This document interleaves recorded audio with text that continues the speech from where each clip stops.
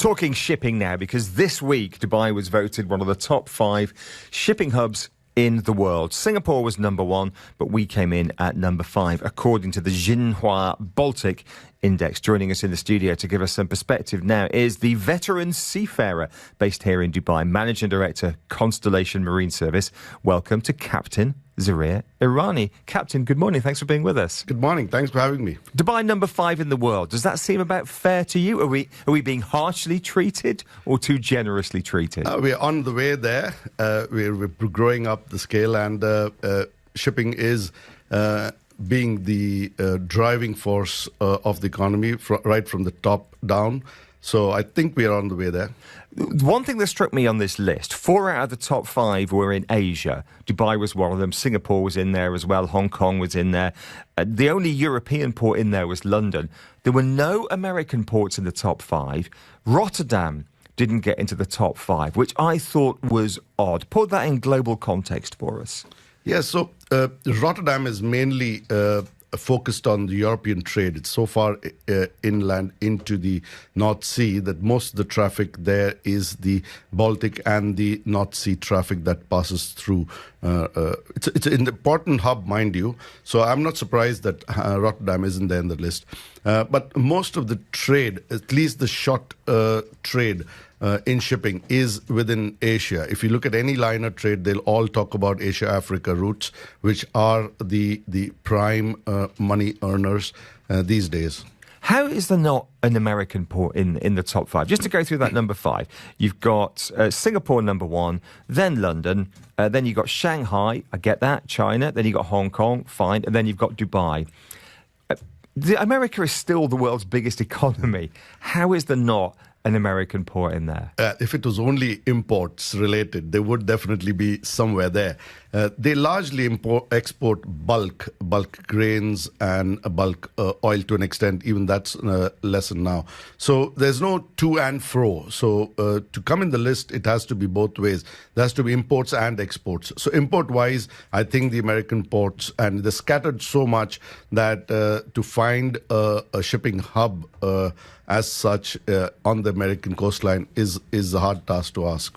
Okay, so Dubai is clearly front and centre still when it comes to ports here in the Middle East. But it has competitors, not just regionally with the likes of Jeddah, for example, or some of the ports in Oman on the Indian Ocean side, but also here in the UAE.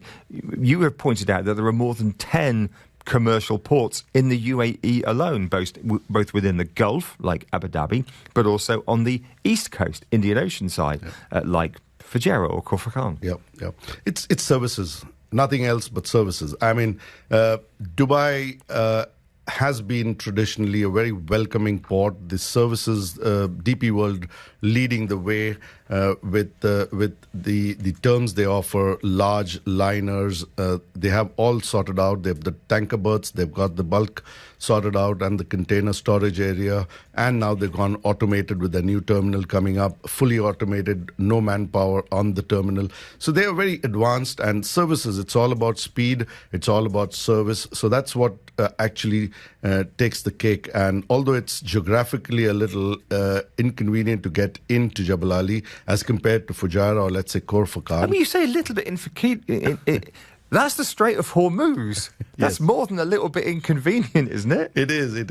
But like I said, if you have to pick a port and call it a hub in the region, you got to benchmark it on service and international benchmarking that too. And Dubai does a good job of it, and that's why it's where it is as such. Looking at Fujairah, from my understanding, what they've done a really good job in is bunkering, the fuel that these ships need to get around the world. Fujairah is not just top 5 in the world when it comes to bunkering, it's top 3. Am I right? Yeah, top 2 now.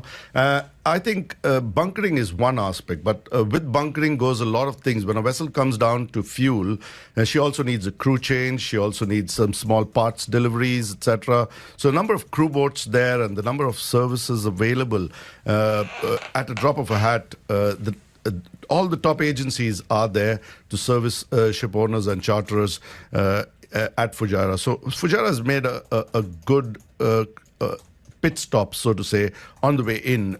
Let's say you just need to wait for a few hours, drop in an urgent crew member who wants to go home, or let's say pick up a spare part and onwards into the Gulf to load cargo, or on your way out. It always is helpful if you have a nice little place where you don't spend too much time. There's always a boat waiting out there. You come in, quickly anchor, or even don't anchor, and just pick up and move on en route.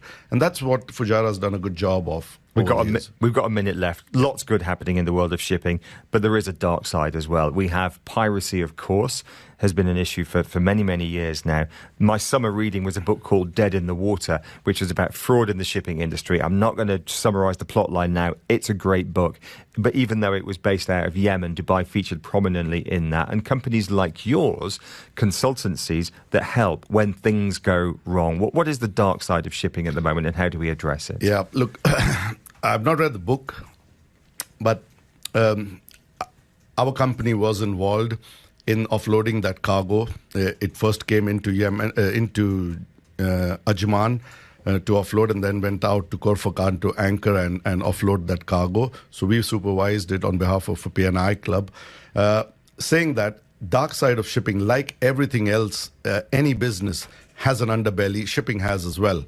And the sad part is it becomes top media news if something pollutes or somebody is on fire at sea, the recent electric fire. So it becomes headline news. So it becomes very prominent. And that's why people, sorry to say, landlubbers talk a lot about the shipping disasters, and they become very uncertain and very precarious, so to say, in the imagination of a lot of people.